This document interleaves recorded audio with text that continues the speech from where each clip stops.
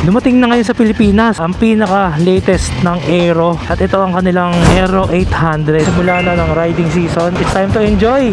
Mga pinaghirapan nyo, treat yourself. You deserve it. Ito ng bagong bike ni boss. Bagong deliver oh. Parang order lang sa Shopee. SSR GP. Limited edition siguro to. Ganda oh. So, malapit sa Ninja 400 no? Hindi lang siya pang racing. Pwede rin pang shopping at pang deliver. It's been 5 years mula nung nakapag-drive tayo ng Ninja 400. At doon po sa mga nakakaalala, sa Ninja 400, ako dati nagkaroon ng injury. Yun yung dala-dala ko. Pero nakatulog kasi ako noon sa ride. Kasalanan ko naman. Hindi naman kasalanan ng motor. Nung nagkaroon ako, na-appreciate ko na siya. Kaya lang, nung time na yun kasi nasanay ako sa mga 1000cc. Kaya pag gamit ko ng Ninja 400, parang medyo naboboard ako. Pero this time, yung marami na ako na-try ng motor, riding skill natin ay nag-evolve along the way. Mas na-appreciate ko lalo yung mga ganitong lightweight na big bike. Ang kasarapan sa kanya kasi napakagaan. Ito nga palang gamit natin ngayon, stock exhaust pa. Kaya mas talaga nakaka-antok gamitin pag long ride no. Pero na-appreciate ko pa rin ngayon yung stock exhaust dahil nga minsan nakakainis na pag maingay, lalo kung single or 2 cylinder gagamitin mo. Tapos maglo-long ride ka, naku po, try mo lang. For sure, sasakit ang tenga mo, mahuhumay ka. Sarap din ang stock exhaust lang eh. Mas na-appreciate mo yung paligid, hindi ka na-stress, relaxation. Kasi minsan pag maingay, feeling mo lagi kang racing. Masarap din yung pipe na pwede kang pang-relax, pang malayuan. Siguro dahil dumarating na tayo sa point na gumagraduate na tayo sa maiingay. Pero, yun naman ang kasarapan. Pagka gusto mo ng maingay, pwede ka magpalit ng pipe. Mabilis naman palitan ng pipe eh. Bawa, magli-long ride ka, palit ka ng tahimik, race track ka, palit ka ng shorty. And ang maganda dito sa Ninja 400, ang pinaka-the best dito kasi yung presyo niya. Parang sa lahat ng sport bike, ito yung pinakamura na pwede mong gamitin sa race track. Out of the factory. Palit ka lang ng rear set, palit ka lang ng gulong, pwede na. Pwede mo na siya practice sa race track, ganun siya kalupit. Asa maganda rito, ginawa ni Kawasaki, hindi niya ginawang aggressive yung riding position. Para siyang Ninja 650 na medyo naka-elevate yung clip-ons niya, naka-riser, semi-riser, kaya hindi siya sobrang sub-sub. Kaya pag nasanay ka sa mga super aggressive na sport bikes, dito, mag-enjoy ka kasi hindi ka mapagod eh. Kaya nga, para sa akin ito yung best-selling big bike sa Pilipinas, maging sa ibang bansa sigurado, dahil nga, for the price, sobrang gaan, pwede mong pa-practice sa racetrack, matipid sa gas. Not to mention, the Kawasaki durability, wala siya masyadong electronics, kaya walang masisira basta-basta.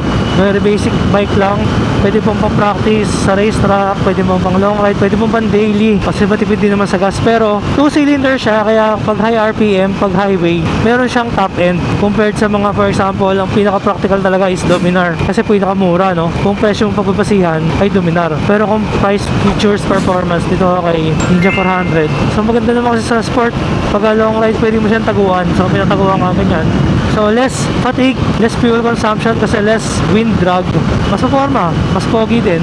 Yan, right now nakano tayo ZX-10R side mirror na may samang signal light. Medyo mababa lang siya pero pogi pa rin. Kaso yung kamay ko nakaharang like ganyan, pag tumawag tayo ganyan, yan. Walang wind noise, walang wind drag. Mas maganda pa syempre yung top speed. Tsaka si Dominar kasi dahil nga single cylinder, ang top speed lang niya around mga 150 plus ganun. Unlike dito kay Ninja 400, alam ko kaya niya mag 190 plus top speed. So kung gagamitin mo sa racetrack, mas matuling ka dito. So yung power nito around 45 horsepower yata.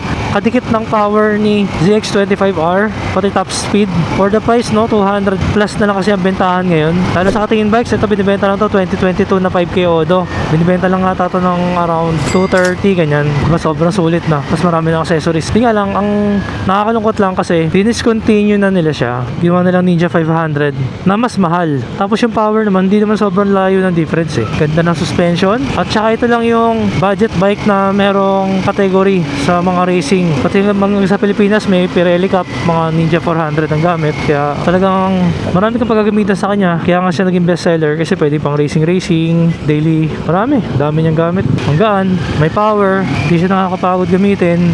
Walang issue. Alam ko lang na may issue is yung mga 2018, 2019 clutch daw yata yung issue sa clutch. Pero 2020 and above, wala na talaga siyang ma-issue. Maging sa ibang bansa, bestseller. Talagang ginagamit din siya pang racetrack. Meron din silang category pang racetrack. Doon tayo sa kabila. And ngayon naman on the way tayo sa SEC Motosupply 10th Avenue Main Branch, Caloocan. Haba no? Kasi nabalitaan ko may bagong labas daw ngayon kasi gamit natin ngayon. Pero 550. Ito yung racing helmet nila. Pero dumating na ngayon sa Pilipinas Pilipinas, alam niyo ba, ang pinaka-latest ng Aero. At ito ang kanilang MotoGP helmet. Same sa ginagamit sa MotoGP tsaka WSBK. Aero 800 ang model niya. Ito rin yung ginagamit ngayon ni Kyle, McKinley Kyle Pass. Noon pa sa mga ARRC. Tsaka may mga bago silang jacket. Ang ganda ng SPRS jacket nila. Ginamit natin sa nakaraan sa photoshoot dun sa makina Moto Bazaar. At kaya naman diretso na tayo, baka maubusan. Nung nakita ko may bago na sila, punta na tayo, tingin na tayo sa SEC. Mahirap magkaubusan. Oh my goodness, punong-puno. Daming motor. Wala akong parking. Ayun, ang dami tao. Dito kasi sa SEC, alam ko pre-installation dito. Pag bumili ka ng ilaw, dami nagpapalagay, no? Ito ang ganda ng big bike na magaan at hindi na masyado malaki. Yung gamit natin, naka-stock pipe pa to no? Yung stock pipe pa, sobrang tahimik pwede na tayo abante. Bante natin, para kasya pa isa. Hindi siya ganun ka-istorbo sa parking. Hindi naman siya ganun kalaki. Compact lang siya. So ito na yung GP800 Competition. Maganda rin pala to. Gray, red, black. Tapos dito light gray, dark gray. Tapos meron naman black, gray, orange. Parang maganda rin to isa. Magaan Kaya lang yung kulay, dalawa lang nandito. So ito yung pinunta natin dito. Ganda rin ito Parang pang bike, ang gaan sobra Kuha ako nito next time. Sobrang gaan. Para saan to? TRRS. Ganda Parang pang bike lang. Ay, maganda. XL. Parang Parang sakto na sa akin tong 800. Laki ng spoiler. Tsaka magaan talaga siya. Siguro XL na lang ako. Sakto-sakto sa akin yung Third XL. So ito nagustuhan ko, parang bagay sa Honda Navi to. Ayun, 9,000 pala to. Grabe, mahal din pala to. Para siyang pang pang e-bike. Gaan kasi sobra Grabe, lit-lit. Kasi gamit ka ng goggles niyan. May pa rito, may Aero Matrix, ito yung gamit ko dati. Ito yung mga pang dirt bike, pang adventure bike nandun. Mga commander, mga cycle helmets. Kukuha rin tayo niyan soon. Mga bagong cycle helmet. Kaso isa lang pwede natin madala ngayon. Ito yung gamit natin, Aero Commander. Hanapin nila yung manager dito, si Jeff. Ano mga bago natin sa cycle helmet? Sa full face po ba? Full face. Yung bago na ba? Haba na spoiler Pang Sports grade dati. Meron na ulit, new improve na. Mga Saga. Ayan, bago rin yan, Saga. Magkano yan? 3.9. 3.9. Ito maganda to, Saga. Tapos siya, dual visor. Maganda. Ay, maganda. Try ko nga yan. Pagbalik, di na kasya Isang lang tayo, isang box lang kaya dalhin Yung mga aux light natin, kompleto na sa stock. Ate, lahat ng klaseng aux light, meron dito. Kompleto na yung mga stocks. Tsaka mga spoke rims, meron din. Mga anong motor to? Ito itong malaki. NX. NX 500. Ganda. 17 nga Ang galing. Parang mags yung ilalim niya. Pero spoke yung gitna. Nasa magkano itong ganito? Itong pang NX? 20 po. 20 pares na yan. So, meron din silang pang ADB 160. Ito, ADB 300. 160. 160. Makabit niyo yung type. Sige, pwede. Kaya magkakabit. Sige, ito yung natin. Pakabit natin yung anti-fog. Bali ang kasama niya, kaya meron siyang dark lens sa box niya. Ito. Ayun. Kasamang dark visor. Ganda, may nakabox pa sarili. Tingnan natin, silipin natin. Dapat pala ito nalagyan mo ng ito lagyan mo. Kasi ito gagamitin ko. Yan pala, wag pala to. Kasi hindi siya dual visor Muntik na, buti na lang, di pa nakamit. Pakita natin yung tsura. Pag plain white. Mas maganda plain white, di ba? Depende sa taste no? Ito maganda rin tong Yung isa, saka to. Light green na may red, maganda rin. Ay, sige. Ayun, nakabit na. Anti-fog. Tsaka original yan, Pinlock brand. Pakita natin yung Pinlock. Ayan, Pinlock. Anti-fog. Kung bumili pa helmet dito, libre na yung install ng anti-fog. Yung mga aux light ba, libre na yung install? 700 ang installation. Mura na. Paano kinakabit yan? Ito sir. I-press mo yun. Tapos, so may kasama siyang dark visor, tsaka pinlock, anti-fog insert. Habang kinakabit ni Kuya, ang presyo niyan ay 29,000 pala to. Plain white. Tapos kapag may graphics, ito na yung mas mahal. Nasa siya, 32 kapag may mga graphics. Ito yung harapan, ventilation. Ayun. Yun lang, taas na yun. Yun na sir. Parang up and down, yun lang. Tigas lang, no? Matigas lang talaga Pagbubuksan ito? Oo nga, no? Yung lock niya. Lock yun pag tinaas mo, baba mo, para bubuksan. Pag tinaas mo yun, Pinakalak. nakalock siya. Ayun, galing May push button na siya, meron pa siya safety lock, 2-in-1. Tapos dito, automatic meron na siyang ventilation. Ayun, sarado, wala siyang ventilation. So pang talaga to, pang racing. Dito lang may ventilation. Ito, sa taas lang. Sa baba walang ventilation, okay? Bagong deliver, Parang order lang sa sa Shopee. Ito yung SSR GP. Limited edition siguro to. Mas limited edition ba yan? Hindi. Japanese. Japan version. Market. Domestic market lang. JDM. Ito naman, ano to? R12. Parang ano siya, no? 1200. 1200 na air-cooled. Ang galing ah. Parang binalik yung dating ano, dating 1200. 1.7 sa BMW, 1.3 kay ano. Same engine nung dating GS. Oh, yung GS Binalik nila. na ano, R90. Yung nag-overheat. R90, ito same engine. Pero ito may ano, wala pa ring fan, lalagyan mo pa. Kaso walang lagayan ng fan. Hindi, ano? Masikip. Alin mo dito sa harap. Nasa harap na yung fan. Pa ganun ng buga. Tatabasan to. Yun know? Tingin lang. Ganda ng headlight oh. Parang ano? Parang NSR no? Parang Marlboro. Pogi. Isa sa 900 GP. Pwede pa lang gamitin eh. Sound check. Angas, parang kulay yellow na yung shock niya. All-ins ba to? Parang all-ins na oh. Hindi siya adjustable. Preload adjustable na yung suspension niya. Adjustable na rin. Oo. Ay, TFT na. Ganda oh.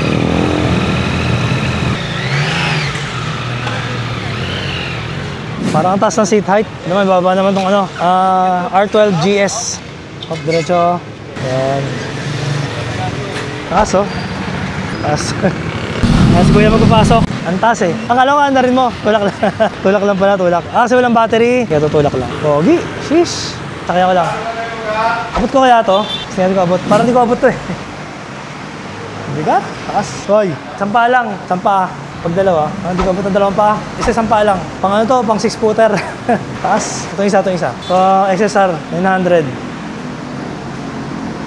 Na ano. GP. Taas din. Parang ano na? Parang R1. Parang R1. Bali, wala sa Pilipinas nito. Ang nilabas lang to sa Japanese domestic market. Dahil ng kulay, no? Orange, yellow, and white. Tapos, kita mo naman yung clip-ons niya. Napakalupit ng clip-ons, oh. Pero may riser naman siya. Pwede mo lagay sa ilalim yan. Kung gusto mo maging racing na. It's fully adjustable sa ilalim niya. Fully adjustable din siya. May quick shifter na rin. Full auto blip. Sheesh! Tapos kuha na tayo ng oil. Marami silang oil dito eh. Mga filter din pala meron. So ngayon pili tayo ng ano. Ito yung bagong oil ngayon distributed by Sec Moto Supply. Photo line. Pala yung presyo niya 490. Itong scooter 40. Kuha tayo ng scooter 40. 1,000 per liter. Pro R10W30 naman. Iba-ibang klase ito. 50W40. 1,000 din siya. Pwede lagay sa sniper to. Fully synthetic. Pwede rin tayo mag semi-synthetic lang, 10W30.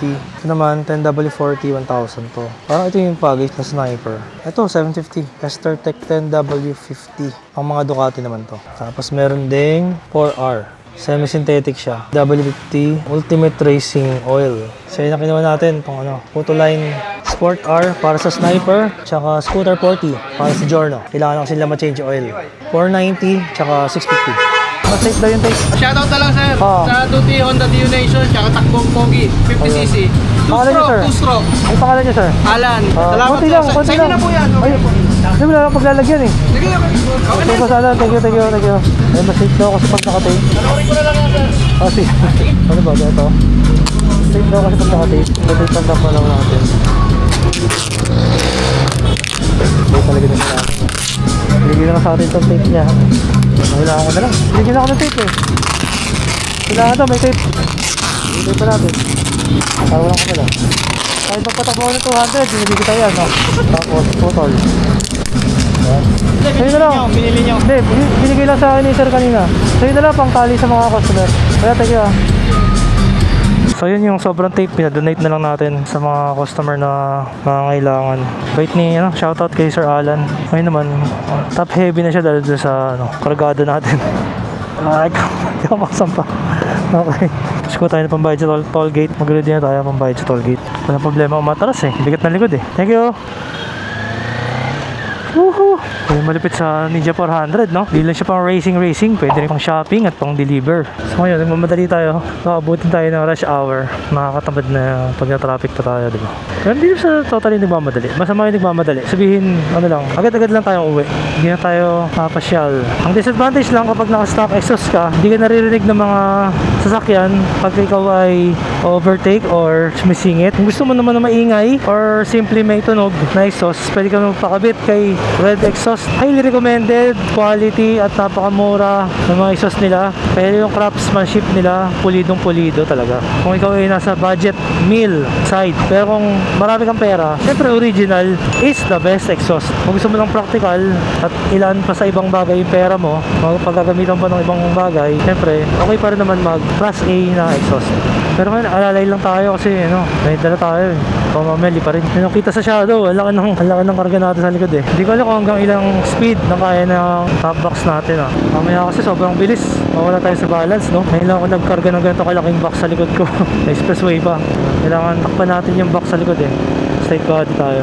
At na-realize ko, pag lumaki pala ang hita mo, mas madali ka makakakapit sa motor during hang-off, nagbabody positioning ka, cornering, mas madali. Doon lumaki na yung hita ko, mas marami na akong pangkapit sa kanya. Comparing kung payat ka, na-realize ko lang, pangkapit. Siyempre, tapos na ang mga bagyo, tapos na ang tag-ulan. Officially, I think, nasasabi ko na nasimula na ng riding season. Kaya sa mga katingin natin, it's time to enjoy. Mga pinaghirapan nyo, treat yourself.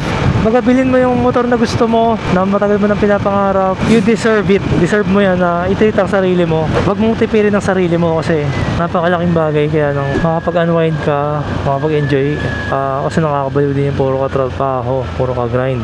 So syempre, andyan ang Katingin Bikes kung kailangan nyo ng mga quality big bikes dahil simula na ng riding season. Ngayon lang ako nakatry ng Ninja na merong top box bracket at napakaganda pala ng top box na to. Useful pala nito kasi hindi naman masyadong pansinin pagka wala kang top box eh. Pwede kang mag top box, pwedeng wala. Pero ang pinaka naging main purpose ng top box bracket ay nagkaroon tayo ng rear luggage rack.